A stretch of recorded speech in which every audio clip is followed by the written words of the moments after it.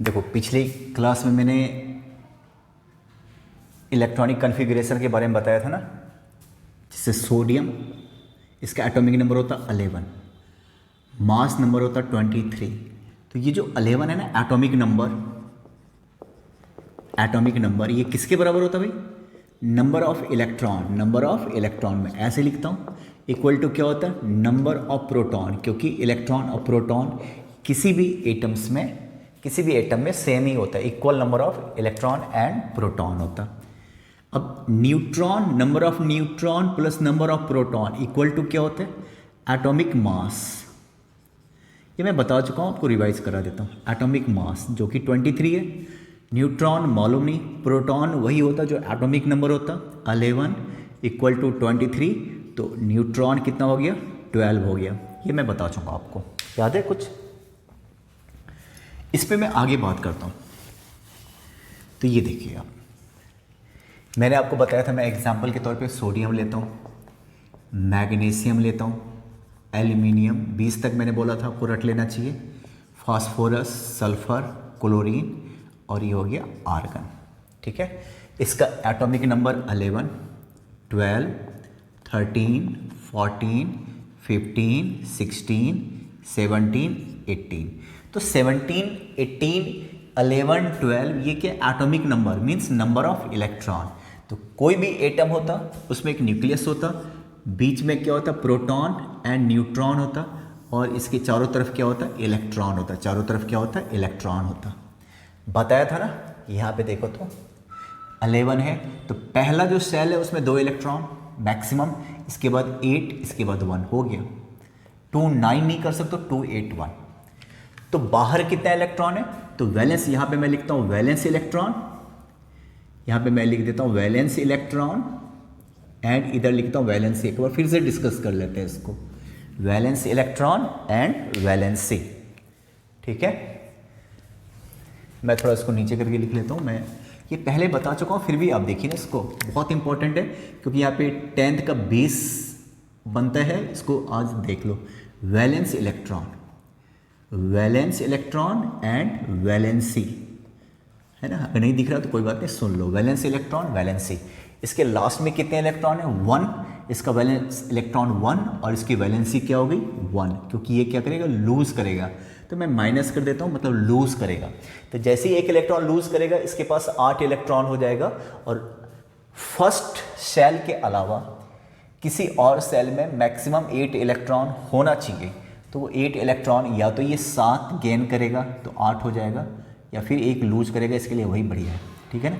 फिर आता है 282, valence electron 2, valency -2। Minus plus का मतलब लूज कर रहा है, बस देखो तुम। ये इसका हो जाएगा 283, है ना? पहले वाले सेल में जिसको के सेल कहते हो, 2 इलेक्ट्रॉन, इसके बाद 8 इलेक्ट्रॉन, तुम जानते हो ना इसको। देखो तो 1 2 3 4 5 6 7 8, और लास्ट में 3 इलेक्ट्रॉन। लास्ट में क्या होगा? 3 इलेक्ट्रॉन। तो बाहर सबसे आउटर मोस्ट सेल में कितने इलेक्ट्रॉन है? 3। तो वैलेंस इलेक्ट्रॉन हो गया 3, वैलेंसी -3, ये लूज करेगा। सिलिकॉन 284, इसकी वैलेंसी हो गई, valence electron 4, valency 4। Neither gain nor lose, ये शेयरिंग करता, प्लस माइनस नहीं शेयरिंग करता, कोई प्लस नहीं कोई माइनस नहीं। फास्फोरस 283, अब आपको बताओ 285, सॉरी देखो तो 15 हुआ कि नहीं हुआ? ऐड करके देखो। तो लास्ट में कितने? 5। तो वैलेंस इलेक्ट्रॉन कितना हो गया? 5। अब वैलेंसी क्या हो गया? इसकी हो गई +3, ये 3 गेन करेगा। 3 क्या करेगा? गेन करेगा इलेक्ट्रॉन। तभी तो 5, या तो 5 लूज करेगा जो कि थोड़ा सा मुश्किल है, तो 3 गेन करता। सल्फर 286, लास्ट में 6 है तो ये 2 गेन करेगा। क्लोरीन 287, लास्ट में 7 है तो 1 गेन करेगा। आर्गन 2880, इसकी वैलेंस इलेक्ट्रॉन 8 है, वैलेंसी 0 है। ये सब बता चुका हूँ, है ना? ये सब आपको बता चुका हूँ। तो अब जरा ध्यान से सुनना, ये जो अब मैं बताने वाला हूँ ना, ये 10th वाले बच्चों को बता रहा हूँ, उसका बेसिक है, बहुत ध्यान से सुनिएगा। तो वैलेंस इलेक्ट्रॉन किसको कहते हो? Outermost shell electron. And valency, number of electron participating in chemical reaction, number of electron participating in chemical reaction. To follow the rule of octet. Hydrogen और हीलियम के लिए 2 ही इलेक्ट्रॉन काफ़ी होता है, इसके पास 1 होता है, तो 1 इलेक्ट्रॉन के लिए संघर्ष करेगा। हीलियम इनर्ट होता, नोबल गैस होता है, ये किसी से रिएक्ट नहीं करता। हीलियम हो गया, नियन हो गया, आर्गन, इसका जो आउटर मोस्ट है ना, ये फर्स्ट एक ही सेल है तो 2 हैं, बाकी के 8 हैं। तो जिसके आउटर मोस्ट सेल में नंबर ऑफ इलेक्ट्रॉन मैक्सिमम 8 होता है, वो फुलफिल हो जाता है, वो फिर रिएक्ट नहीं करता, एक्सेप्ट हीलियम। हीलियम का एक ही सेल होता है, फर्स्ट सेल के लिए 2 इलेक्ट्रॉन काफ़ी होता है। आपको ये बता चुका हूँ ना। देखिए अब जरा देखो कंपाउंड फॉर्मेशन कैसे करते हो, जरा ध्यान से सुनिएगा। जैसे सोडियम का है ना, मैं यहाँ पे वैलेंसी लिख देता हूँ, तुम समझना। वैलेंसी खाली लिख देता हूँ, वैलेंसी। सोडियम का 1 होता है, मैग्नीशियम का 2 होता है, एल्यूमिनियम का 3 होता है ना, ऑक्सीजन का 2 होता है, ये सब बता चुका हूँ पिछले वीडियो में भी। नाइट्रोजन का 3 होता है, क्लोरीन का 1 होता है। ठीक है, मान लो यही है। अब मुझे लिखना है, मान लो सोडियम क्लोराइड, सोडियम क्लोराइड है ना, नाम से क्लियर है कि सोडियम एंड क्लोराइड मतलब NaCl, ऐसा कंपाउंड जिसमें सोडियम एंड क्लोरीन है। तो मैं कंपाउंड बनाता हूँ NaCl, capital C small l, पहला कोई भी होता कैपिटल से शुरू होता, तुम देख लो। क्लियर है? तो अब जरा देखो सोडियम की वैलेंसी, इसकी जो वैलेंसी होती है, इसकी वैलेंसी होती है 1, इसकी भी वैलेंसी वो मैंने लिखा हुआ है, देखो तुम, क्लोरीन का लिखा हुआ है ना, इसकी भी वैलेंसी 1 होती है। हालांकि ये माइनस होता है क्योंकि ये लूज करता है, ये गेन करता है, लूज गेन रहने दो, वैलेंसी इस मतलब है। ठीक है, अब जरा देखना, अब ये इसकी वैलेंसी को हम यहाँ पे लिखेंगे, इसकी वैलेंसी को हम यहाँ पे लिखेंगे, कैसे? Na1 किसकी वैलेंसी हो गई? क्लोरीन की। Cl1 किसकी वैलेंसी हो गई? सोडियम की। तो ऐसे 1 लिखने की जरूरत नहीं है, ये हो गया तुम्हारा सोडियम क्लोराइड। इसको बहुत ध्यान से सुनिएगा। जैसे मान लो लिखना मैग्नीशियम क्लोराइड है ना, ये क्या है? Magnesium chloride. तो मैग्नीशियम है, क्लोरीन है, क्लोरीन की वैलेंसी कितनी होती है? 1, वो मैग्नीशियम पे आएगा। मैग्नीशियम की वैलेंसी कितनी है? 2, वो क्लोरीन पे आएगा। तो 1 लिखने की जरूरत नहीं, तो आपको ये ऐसा दिखाई देगा। आपको लिखना है एल्यूमिनियम क्लोराइड, तो नाम से ही पता है कि एल्यूमिनियम भी होगा और क्लोरीन भी होगा। क्लोरीन की वैलेंसी होती है 1, एल्यूमिनियम की 3। एल्यूमिनियम का जो 3 है ना, वो क्लोरीन पे आएगा, नीचे की तरफ ऐसे सफिक्स में लिखना। क्लोरीन की वैलेंसी होती है 1, हम यहाँ पे लिखेंगे capital A small l aluminium, capital C small l chlorine, aluminium chloride, ऐसे लिखी जाएगी। तुम समझो जरा, इस पे मेहनत करो। अभी मान लो मुझे लिखना है सोडियम ऑक्साइड, ध्यान से सुनना, सोडियम ऑक्साइड। सोडियम ऑक्साइड तो नाम से क्लियर है कि एक तो सोडियम है और एक क्या है? ऑक्सीजन है। सोडियम की वैलेंसी 1, ऑक्सीजन की वैलेंसी 2, तो ये ऐसा नजर आएगा Na2O, सोडियम ऑक्साइड। मुझे लिखना है एल्यूमिनियम ऑक्साइड, एल्यूमिनियम ऑक्साइड, तो ये रहा एल्यूमिनियम, ये रहा ऑक्सीजन। एल्यूमिनियम की वैलेंसी 3, वो यहाँ नजर आएगा, ऑक्सीजन की वैलेंसी 2, यहाँ नजर आएगा। एल्यूमिनियम ऑक्साइड ऐसे लिखी जाएगी, देखो जरा, ठीक है, ऐसा। मुझे लिखना है sodium nitride, sodium nitride, nitride, sodium का मतलब Na, नाइट्राइड का मतलब N, नाइट्रोजन तुम देख रहे हो ना, ये देखो ऐसे। तो क्या होगा? सोडियम नाइट्राइड, तो ये रहा सोडियम, ये रहा नाइट्रोजन। नाइट्रोजन की वैलेंसी 3, वो यहाँ पे नजर आएगा, सोडियम की वैलेंसी 1, तो ये ऐसे हो जाएगा, ये ठीक है। ये देखो, अब मैं आपको बताऊं कार्बन की वैलेंसी होती है 4। मुझे बनाना है कार्बन ऑक्साइड, कार्बन और ऑक्सीजन का कोई कंपाउंड बनाना है। कार्बन की वैलेंसी 4, ऑक्सीजन, इसकी वैलेंसी इस पे, इसकी वैलेंसी इस पे, ऑक्सीजन की वैलेंसी 2, वो यहाँ पे आएगा। अब ये सिंपलेस्ट फॉर्म में 2 से ये कैंसिल हो जाएगा 2 बारी में, तो क्या हो जाएगा? CO2 हो जाएगा, कार्बन डाइऑक्साइड, याद है। और सुनिए, आपको बनाना है मान लो magnesium, magnesium nitride, magnesium nitride, ये बनाना है। तो ये रहा जी मैग्नीशियम, ये रहा तुम्हारा nitrogen, nitride means nitrogen. Nitrogen की वैलेंसी है 3, वो मैग्नीशियम पे नजर आएगा। मैग्नीशियम की वैलेंसी है 2, वो नाइट्रोजन। अब इसको ऐसा लिखा जाएगा Mg3N2। ठीक है, देख लो आप। अभी आपको लिखना है, मान लो एल्यूमिनियम नाइट्राइड, एल्यूमिनियम नाइट्राइड। देखिए यहाँ पे एल्यूमिनियम नाइट्राइड नाम से क्लियर है कि कंपाउंड है जिसमें एल्यूमिनियम है, साथ में नाइट्रोजन है। नाइट्रोजन की वैलेंसी 3, वो एल्यूमिनियम पे दिखाई देगा। एल्यूमिनियम की वैलेंसी 3, वो नाइट्रोजन पे, 3 से 3 कैंसिल, एल्यूमिनियम नाइट्राइड ऐसा लिखा जाएगा ALN। देखिए आप, तो इस तरीके से कंपाउंड बनाना आप भी सीखिएगा। ठीक है, ये देखो, तो वैलेंसी को इंटरचेंज कर दो, कंपाउंड बन जाता। ठीक है, इसके बाद आपको थोड़े से टर्म्स पढ़ने, आइसोटॉप्स है ना। इसका होता है atomic number same, atomic number same but mass number different, but mass number different, different. अब इस पे सोचो थोड़ा 2 मिनट। जैसे जरा एक बात बताओ, हाइड्रोजन के 3 आइसोटॉप्स होते हैं। यहाँ पे एटॉमिक नंबर, यहाँ पे mass number. Atomic number 1, mass number 1। Hydrogen दूसरा, atomic number 1, mass number 2। Atomic number 1, mass number 3। देख रहे हो। तो जरा एक बात बताओ, सारे का एटॉमिक नंबर क्या है? एटॉमिक नंबर सारे का क्या है? 1। अब मास नंबर क्या है? मास नंबर एक का 1 है, 1, 2 एंड 3 रेस्पेक्टिवली, राइट? 1, 2 एंड 3। तो ये क्या होगा? Isotopes of hydrogen. क्या होगा? Isotopes of hydrogen. ठीक है, अब जरा देखो, एक और एग्जांपल लेता हूं। अब बड़ा ध्यान से सुनना, जरा देखो। कार्बन का ना आइसोटॉप्स देखिए, C6 6 होता है एटॉमिक नंबर, एक का 12 होता है, एक का 14। इसको बोलते हैं रेडियो एक्टिव। रेडियो एक्टिव पता है, इसके अंदर से रे निकलता रहता है, क्योंकि ये अनस्टेबल होता है इसका न्यूक्लियस, तो टूटता फूटता रहता है, रे के फॉर्म में बाहर निकलता रहता है। तुमने देखा ना भी, अल्फा पार्टिकल है ना, अल्फा रे सुना था ना, तो इसके साथ और सुन लो, बीटा रे, गामा रे। गामा रे को ज़्यादा ही खतरनाक होता है, ये निकलता रहता है, रेडियो एक्टिव है।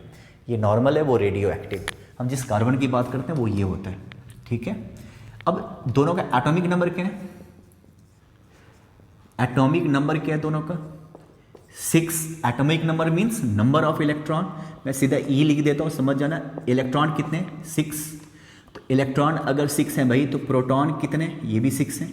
आपको पता है प्रोटॉन को कैसे लिखते थे? ये भी याद कर लो। प्रोटॉन को ऐसे लिखा जाता है H+, है ना। प्लस का मतलब जब इलेक्ट्रॉन, इसका एटॉमिक नंबर होता था 1, एक ही इलेक्ट्रॉन, एक ही प्रोटॉन। प्लस का मतलब इलेक्ट्रॉन लूज कर गया, इलेक्ट्रॉन अगर हट गया तो केवल क्या बन गया? प्रोटॉन। तो प्रोटॉन को ऐसा लिखा जाता है बाद में उसमें। ठीक है, इस पे गौर करो। एटॉमिक नंबर अगर 6 है तो इलेक्ट्रॉन भी 6, प्रोटॉन भी 6।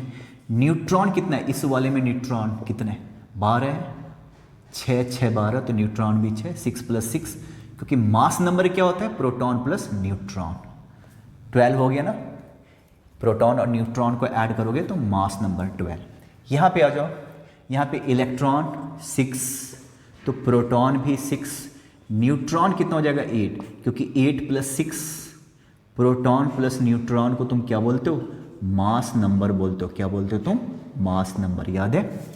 तो अब आइसोटॉप्स के बारे में तुम एक चीज़ और कह सकते हो ना, equal in proton but different number of electron. तो मैं यहाँ पे चेंज कर देता हूँ। यहाँ पे जरा देखिए, एटॉमिक नंबर क्या बोलते हो? Number of proton equal different number of but different number of neutron. ये छोटी छोटी बातें तुम ध्यान से समझ जाना। Different number of neutron. Clear है? तो आइसोटॉप्स के बारे में ये भी आप देख लो। ठीक है, इस पे क्वेश्चंस आएगा। तो इसके बाद बात कर लेंगे अभी थोड़ी देर में।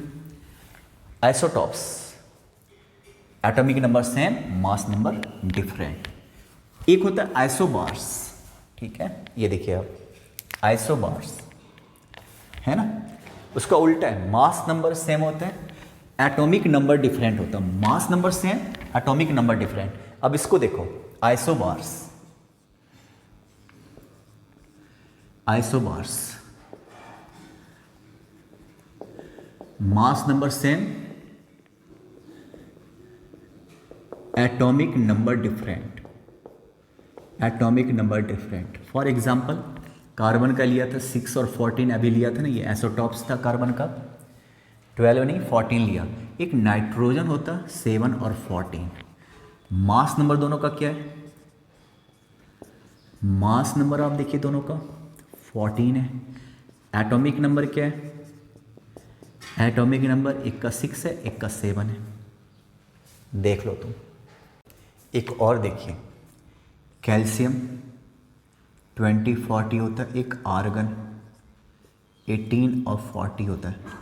तुम देखो तो मास नंबर क्या है, मास नंबर दोनों का क्या है 40, बट एटॉमिक नंबर डिफरेंट है। इसको क्या बोलोगे आप, आइसोबार्स, डिफरेंट, आइसोबार्स है ना। अब इस पर एक बात कर लो जरा जरा देखना, ये देखो प्रोटॉन कितने इसके 6, तो इलेक्ट्रॉन भी इसके भी प्रोटॉन कितने 6, ठीक है। न्यूट्रॉन देखिए तो 14 है ना, तो 8 हो गए। न्यूट्रॉन इसके कितने हो गए 7। तो तुम क्या देख रहे हो, अच्छा प्रोटॉन सॉरी 7 है ना। तो आइसोबार्स में क्या होता है, प्रोटॉन भी अलग एंड न्यूट्रॉन भी अलग, proton and neutron, protons and neutron both different. ये कंक्लूजन निकलता है कि नहीं, both are, number of protons and number of neutrons are different in case of isobars. तुम्हारे सामने तुमको निकालना आता है ना, ये एटॉमिक नंबर 6 है तो प्रोटॉन 6 है। अब प्रोटॉन और न्यूट्रॉन मिलके होता है मास नंबर 14, तो 8 होना चाहिए, 8 + 6 14, 7 + 7 14, तो ये 7 है, प्रोटॉन 7 है तो न्यूट्रॉन भी 7 होगा। अब आप देखो 6 8 दोनों का 6 7 8 7, तो कहाँ से सेम हुआ। यहाँ पे देखिए तो प्रोटॉन इसका कितना है, प्रोटॉन एक का 20 है, दूसरे का प्रोटॉन कितना है 18 है, यानी electron as well, number of proton number of electron same होते हैं। 20 में 20 ऐड करोगे तो 40 होगा, तो इसका मतलब न्यूट्रॉन भी 40 है। और यहाँ पे न्यूट्रॉन देखो तो 22 है।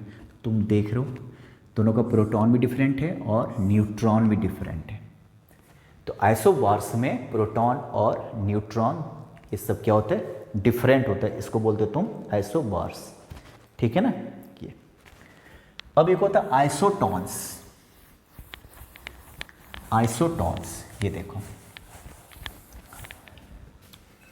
पहले मैं लिख दूं आइसोटॉन्स है ना। Number of neutron, number of neutrons ये रहेगा सेम, इक्वल रहेगा, but different number of protons, कुछ ऐसा। आइसोटॉन्स फॉर एग्जांपल कार्बन के ले लेता हूँ, आइसोटॉप्स 6 14, नाइट्रोजन का 7 15, ये भी एक उसका, ये भी आइसोटॉप्स है नाइट्रोजन का। ऑक्सीजन का लेता हूँ कॉमन वाला, आप ना देखो, ये देखिए आप खुद देखो प्रोटॉन कितने कितने, प्रोटॉन्स कितने भाई, नंबर ऑफ प्रोटॉन्स वो एटॉमिक नंबर की जगह नजर आ जाएगा 6 7 8। न्यूट्रॉन, प्रोटॉन प्लस न्यूट्रॉन क्या बनाता है, एटॉमिक मास बनाता है 6, 8 और 6 14, ठीक है ना। 7 और 8 15, 8 7 15 और 8 और 8 16। आप देख रहे हो ये इसके एग्जाम्पल हो गए, तीनों का न्यूट्रॉन्स इक्वल हो गया, प्रोटॉन लेकिन क्या हो गया डिफरेंट। और जितना प्रोटॉन रहेगा उतना ही एटॉमिक नंबर होगा, उतना ही नंबर ऑफ इलेक्ट्रॉन। ये एटॉमिक नंबर भी होता, ये नंबर ऑफ इलेक्ट्रॉन भी होता, ये नंबर ऑफ प्रोटॉन भी होता, समझ रहे हो। अब आपके लिए बहुत इंपॉर्टेंट क्वेश्चन है ना, जरा ध्यान से सुनना, बहुत इंपॉर्टेंट। जैसे क्लोरीन 17 और यहाँ पे लिखा जाता है 35.5, जरा सुनना। 17 है तो समझ में आ जाता, number of proton 17, number of neutron क्या हो जाएगा भाई, टोटल कितने सारे हो गए, न्यूट्रॉन एंड प्रोटॉन मिला के 35.5, इसमें न्यूट्रॉन और प्रोटॉन है, उसमें प्रोटॉन लेस कर दो तो कितना हो गया 17.5, ये भी हो गया नहीं, हाँ बल्कि 18.5, देख लो है ना। तो 0.5 बेटा, नंबर कभी भी पॉइंट में पॉसिबल हो सकता है क्या, न्यूट्रॉन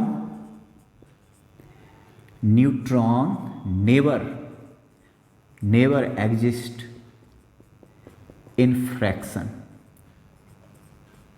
भाई आपको सब, ये क्या है, सब एटॉमिक पार्टिकल है, न्यूक्लियॉन्स है, भला इसके टुकड़े हो सकते हैं क्या, तो ये पॉइंट में कैसे आ गया, है ना।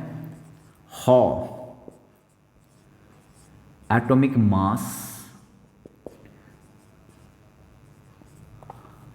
इन फ्रैक्शन, आज इस पर डिस्कस करता हूँ, बहुत इंपॉर्टेंट है जो आज का डिस्कस है, बहुत इंपॉर्टेंट है ये वाला, कि जब न्यूट्रॉन और प्रोटॉन फ्रैक्शन में हो ही नहीं सकता, एक 10 है एक 12 है तो 22 होना चाहिए, तो 22.5 क्यों हो रहा है, सोचने वाली बात है। इसका रीज़न क्या है, पॉइंट में कैसे आ गया। जो क्लोरीन है ना, क्लोरीन के दो आइसोटॉप्स होते हैं, एक 1735 एंड एक 1737, ठीक है ना। इन एटमॉस्फेयर या इन सराउंडिंग जहाँ भी क्लोरीन मिलेगा, एग्जिस्ट इन 2 डिफरेंट आइसोटॉप्स, है ना, 1735 एंड 1760 इन 3:1 रेशियो, है ना, या यूँ कह लो 70% में 75% वाला ये होगा एंड 25% वाला ये होगा, 75% वाला ये, है ना। कहीं भी अगर मैं क्लोरीन ऐसे उठाता हूँ ना, क्लोरीन ऐसे अगर उठा लेता हूँ मान लो, तो 75% ये वाला आएगा एंड 25% वाला ये वाला आएगा। तो अब क्या होता है, हमारे पास दोनों का एवरेज होता है, तो average mass of chlorine, average mass, इसको कहते हैं वेटेज एवरेज, पता नहीं तुम लोगों ने पढ़ा है कि नहीं, वेटेज एवरेज। तो पहले का मास कितना है 35, और ये कितना भाग है, 3 भाग, या परसेंटेज में भी लग सकते हो, फिलहाल तो 3 पार्ट्स, मैं यहाँ पे पार्ट्स लिख देता हूँ ताकि आपको समझ में आ जाएगा ये कहाँ से आ गया, 3 पार्ट्स प्लस 30, मास निकाला तो मास लो 37, इसको किससे मल्टीप्लाई करेंगे, 1 पार्ट, 3:1 था ना, अपॉन टोटल 3+1, इसको सॉल्व करोगे ना तो 35.5 AMU ऐसा आ जाता। और सुनिए जरा ध्यान से, इसको और बढ़िया से सुन लो जरा, देखो मैं बोल रहा हूँ कि क्लोरीन 1735 ये एटमॉस्फेयर में कितना 75% मिलता है किसी भी सैंपल में। अब क्लोरीन 1737 ये किसी भी सैंपल में 25%, यही ना 3:1, तो एवरेज क्या हो जाएगा फिर, एवरेज ऑफ मास, जो तुम्हारे मुट्ठी में जो क्लोरीन है उसका मास कैसा दिखाएगा, एवरेज कैसे, 37, मैंने इस पर उल्टा, हाँ ठीक है ऊपर है ना, 35 जो है वो 75% है, प्लस 37 ये 25% है, और परसेंटेज की बात है तो 75 + 25 टोटल 100 हो जाएगा। तो ये सॉल्व कर लोगे 35.5, फ्रैक्शन में था तो 3 1 4, और वैसे देखो तो 100 है ना, परसेंटेज हो। और सुनिए ज़रा ध्यान से, देखो मान लो पहले तो कहेगा किसी का एटॉमिक मास फ्रैक्शन में पॉसिबल है क्या, नहीं है, तो फिर क्यों होता है। जैसे नाइट्रोजन का अगर आपसे पूछेगा कि नाइट्रोजन का ये देखो, एक तो 7 होता है, 14 होता है, मान लो ये 90% है मान लो, और दूसरा वाला जो आइसोटॉप्स है ना वो 10% है, तो मास ऑफ सैंपल क्या होगा, इसका मास क्या होगा एटमॉस्फेयर में। तो मास की बात हो रही है, इसका 15 है, इसका 14 है, 14 वाला 90% है, ये लो 90 एंड 15 वाला 10% है, ये लो 10 अपॉन 100 क्योंकि 90 प्लस 10 टोटल 100 यहाँ से निकल जाएगा, तुम सॉल्व कर लोगे तो निकल जाएगा, समझ रहे हो। 1260 अब प्लस 150 अपॉन 100 तो 0 अपॉन 100 तो ये हो जाएगा तुम्हारा 14.1 एटॉमिक मास यूनिट। तो कोई भी चीज़ फ्रैक्शन में इसीलिए होता क्योंकि आइसोटॉप्स की वजह से, अदरवाइज मास नंबर किसी का भी फ्रैक्शन में नहीं हो सकता। क्यों होगा भला, इस पे क्वेश्चन आएगा, है ना, ठीक है ना। जरा देखना क्वेश्चन में ऐसे ही बनाता हूं, अ sample of chlorine contains mass chlorine 35, question तुम्हारे सामने बन रहा है, एंड क्लोरीन 37, ठीक है ना। If their mass of the sample, atomic मास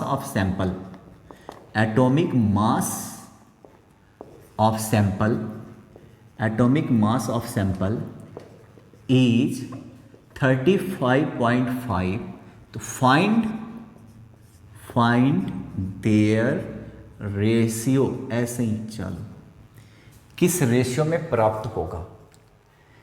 अगर सैंपल ऑफ क्लोरीन कंटेंस, एक में इतना क्लोरीन, दो तरह का क्लोरीन आइसोटॉप्स है और इनका एटॉमिक मास कितना हो रहा है 35.5, तो उसका रेशियो बताना है। लेट रेशियो इज A/B, ये रेशियो मैंने लेट किया, A भाग ये वाला, B भाग ये वाला। तो एवरेज मास कितना हो जाएगा, फिर एवरेज मास इसका हो जाएगा, ये देखिए 35 को किससे मल्टीप्लाई करें, 35 A पार्ट है ना, पहले मैं ऐसे बना देता हूँ, जो 35 वाला है वो A पार्ट एंड 37 वाला B पार्ट, यही मैंने लेट किया है तुम्हारे सामने।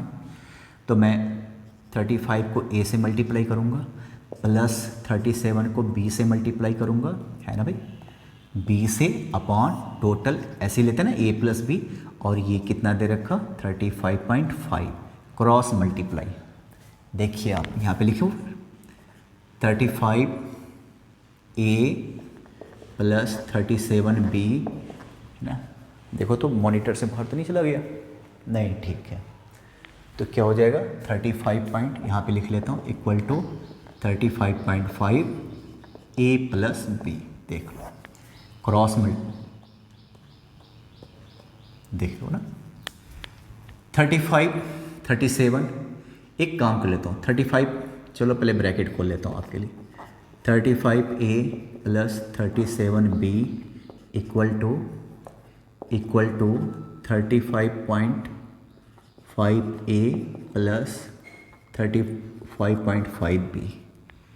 A को इधर ले जाओ, B को इधर, 37 में से 35.5 तो 1.5B, है ना, देख लीजिए आप 35.5A में से 35A लेस कर लो इधर ले जाकर, तो 0.5A, तो B 1.5 अपॉन 0.5 डिवाइड कर लो, और इधर A रहने दो, B को भी इधर लेकर चले आओ, कर सकते हैं ना A बाई बी, और ये इसको सॉल्व करके देखो 3/1 इक्वल टू A/B।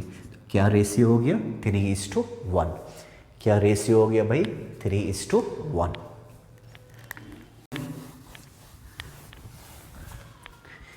मान लो इन सराउंडिंग या in a sample of nitrogen, है ना, N14 N15 are in the ratio 4:3, find atomic mass of the sample, atomic mass of the sample, क्योंकि बहुत इंपॉर्टेंट, इसलिए एक और ऐसा क्वेश्चन दे दिया मैंने। आइसोटॉप्स समझते हो ना, atomic number same mass number, इसका भी एटॉमिक नंबर 7 मास नंबर अलग अलग हो गया, तुम देख रहे हो। तो एटॉमिक मास इस पूरे सैंपल का क्या होगा, एटॉमिक मास इक्वल टू, ये 4 पार्ट है ना, मास की बात करो खाली, तो 14 को 4 से मल्टीप्लाई करोगे, 15 को, इसका 3 पार्ट है, 15 × 3 अपॉन 4 + 7, बस इसको सॉल्व कर लीजिए। 11 से डिवाइड कर दो, 14 4 जा 56 + 45/11, ये हो गया। इसको तुम सॉल्व कर दो, हो गया भाई। Atomic mass unit, atomic mass unit, अगर वो ग्राम में होगा तो इसको भी ग्राम में कर लो। क्लियर है? तो इस टाइप का क्वेश्चन है। अभी एक अलग से क्लास लेंगे, सिर्फ क्वेश्चन हम डिस्कस करेंगे, केवल क्वेश्चन की बात करेंगे, ठीक है। इसके बाद देखो, आपको पता है ना सोडियम, सोडियम कितना होता है 11। आप सुनो क्वेश्चन कैसे दिखाई दे रहे हैं, तो कैसे इलेक्ट्रॉन को कैसे भरोगे, पहले में 2 हो गया कंप्लीट, दूसरे में 8 हो गया कंप्लीट, फिर 1। कितने सेल हो गए 1। सोडियम के कितने सेल हो गए KLm, 3 सेल हो गए। आपसे पूछेगा कि बताओ इसके M सेल में कितने इलेक्ट्रॉन हैं, तो 1 ऐसा पूछेगा कुछ भी। आपको कैल्शियम देगा 20, है ना। बताओ इसका लास्ट वाला सेल कौन सा है, K है, L है, M है, N है, क्या है। तो पहले इलेक्ट्रॉनिक कन्फिग्रेशन, पहला सेल 2, 20 तक जाना है 2, दूसरा सेल 8, 8 2 10, फिर 10, और यहाँ पे 10 कर नहीं सकते, लास्ट में कभी भी 10 नहीं होता, बता रहा हूँ ना। 8 से ज़्यादा, लास्ट में भी 8 से ज़्यादा नहीं हो सकता, और सेकेंड लास्ट में भी 8 से ज़्यादा नहीं। तो 10 है ना, तो 10 को 8 कर लो, फिर बच गया 2, तो यहाँ पे जाएगा K shell, L M N, तो लास्ट वाला सेल कौन हो गया N। तो लास्ट सेल में कितने इलेक्ट्रॉन है 2, इसका वैलेंस इलेक्ट्रॉन कितना हो गया, सबसे लास्ट वाले इलेक्ट्रॉन को देखिए, वैलेंस इलेक्ट्रॉन कितना हो गया भाई 2, तो इसकी वैलेंसी कितनी हो गई, वैलेंसी भी 2 हो गई। ये 2 लूज़ करेगा तो मैं माइनस लिख देता हूँ, क्योंकि 2 लूज़ करेगा, 2 अगर नहीं लूज़ कर दिया तो 8 ही तो बचा लास्ट में, है ना, फुलफिल हो गया। क्लोरीन 17, आपसे पूछेगा इसमें कितने सेल हैं, तो मैं भरना शुरू करता हूँ, पहला 2 है ना, 17 है तो 15 तो कर नहीं सकते, ठीक है ना भाई। लास्ट में 15 नहीं हो सकता, लास्ट में 8 हो सकता है, तो 8 कर लेता हूँ, 8 2 10, तो 7 हो गया। फिर K सेल में 2 इलेक्ट्रॉन, L सेल में 8 इलेक्ट्रॉन फुलफिल है, M फुलफिल नहीं है, 7 इलेक्ट्रॉन। तो लास्ट में कितने इलेक्ट्रॉन हो गए 7, तो वैलेंस इलेक्ट्रॉन कितने हो गए 7, इसकी वैलेंसी कितनी हो गई, इसकी वैलेंसी हो गई 1। तो यहाँ पे बस प्लस माइनस इसलिए कि ये गेन करेगा, इसलिए प्लस, चार्ज प्लस नहीं कर रहा, इलेक्ट्रॉन प्लस कर रहा हूँ क्योंकि ये एक गेन करेगा। तो सोचो अगर इसको 1 मिल गया तो इसके लास्ट में भी कितने हो गए 8 इलेक्ट्रॉन हो गए, ठीक है ना। ये अगर मैं कहूँ कि ऐसा कोई एलिमेंट पॉसिबल है क्या जिसका इलेक्ट्रॉनिक, देखो तो मेरा क्वेश्चन है कि ऐसा कोई एलिमेंट है कि मान लो कोई एलिमेंट X है, उसका इलेक्ट्रॉनिक कन्फिग्रेशन ऐसा होता है 2, देखो तो 2 6 10 3, ऐसा पॉसिबल है क्या, है ना। ये पता नहीं क्या है, लेकिन ऐसा पॉसिबल है क्या, नहीं। पहला तो चलो फुलफिल है, दूसरा भरना चाहिए ना 8 होना चाहिए था, ठीक है। तीसरा है ना, सेकेंड लास्ट में भी 8 से ज़्यादा नहीं होना चाहिए था, 8। और जो बचा कुछ है इधर से मैंने पता नहीं कितना कम किया, 2 बढ़ा दिया, 2 कम किया, जो भी है इधर जो जितना बचा इधर आएगा, है ना। तो आउटर मोस्ट सेल खाली रहना चाहिए, इधर भरा रहना चाहिए। जिसका इनर सेल फुलफिल नहीं होता उसको हम 10th वाले को बता रहे हैं, उसको हम कहते हैं ट्रांजिशन एलिमेंट। ट्रांजिशन एलिमेंट ये आपको नहीं पढ़ना पर सुन लो, है ना। Inner shell not fulfil, inner shell fulfil नहीं होता जिसका, उसको हम बोलते हैं ट्रांजिशन एलिमेंट। इसका इनर सेल फुलफिल नहीं होता उसको हम क्या बोलते हैं, ट्रांजिशन एलिमेंट। तो ये सब क्वेश्चंस हम डिस्कस करेंगे, देखते हैं कितने टाइप का क्वेश्चंस आते हैं। तो आज इस वीडियो को ध्यान से देख लेना, ठीक है।